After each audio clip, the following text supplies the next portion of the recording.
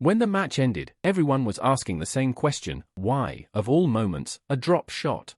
One drop shot from Coco Gauff on match point. That single moment kept people talking for days after the match ended. At this Wimbledon women's semi-final, the reactions ran even hotter than the result itself. So what did the people at the center of it actually say? The winner, the loser, and one big issue running through this entire tournament. Today, let's break down that day not through the scoreline, but through the words that were spoken. First, let's set the scene. Muchova versus Gauff, the semi-final, third set super tiebreak. Gauff ahead 9-8, match point, on her own serve, 1 point from the final. And Gauff, instead of a powerful stroke, went for a forehand drop shot. The moment that ball caught the net, center court gasped. Muchova went on to survive that crisis and turn the match around. And instantly, that drop shot choice became the biggest talking point of the match.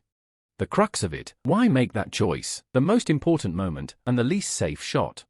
That's why the question marks came flying from fans and commentators alike. So how did Gauff herself explain that decision?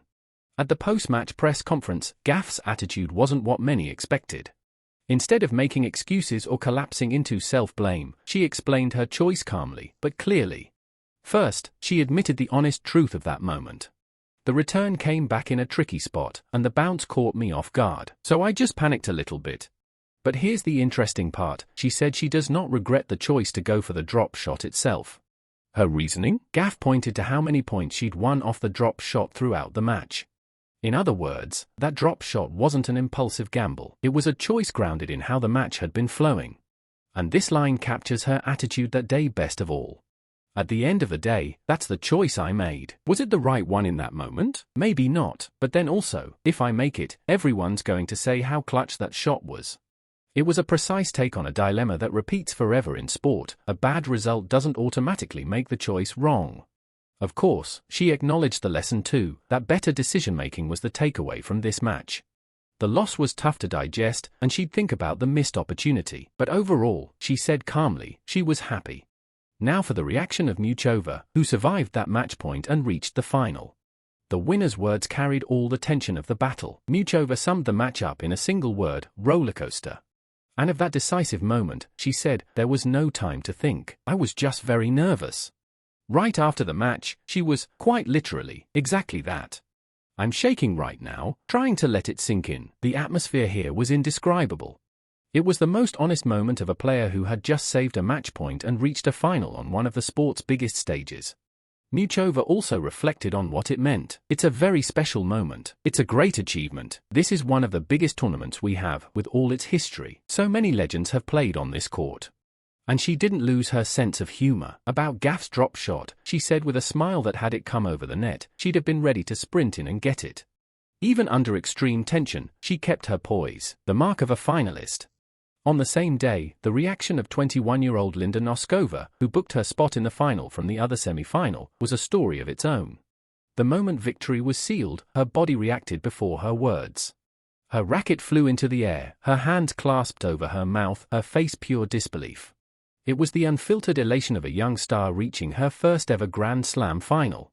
A semi-final at a Grand Slam is never easy, no matter who you play, no matter where you play. "I just tried to be as patient as possible, keep cool, and somehow I won that last point." And in this line, her confidence shone through. "When I play my best, I know I can play with the best players in the world and get a great result, and that result is a Grand Slam final." A bold declaration that she won't be intimidated on the final stage either. And these semifinals left behind a bigger story, one that goes beyond any single match. It's about Czech tennis. This final is Muchova versus Noskova, two Czech players.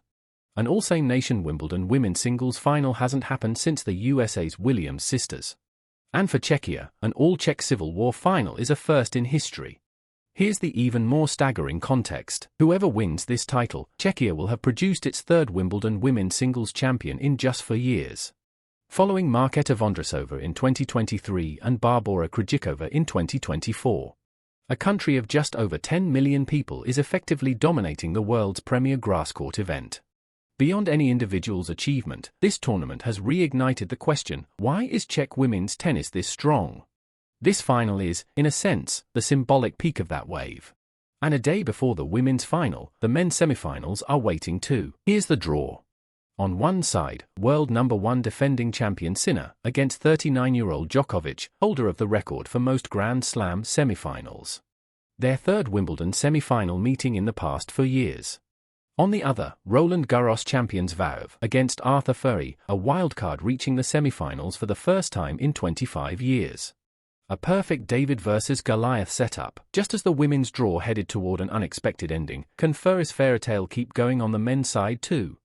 We'll break down those semi-final results, with the reactions, in the next video. Let's wrap it up. The July 9th Wimbledon women's semi-finals were a day where the word spoken afterward ran as hot as the matches themselves.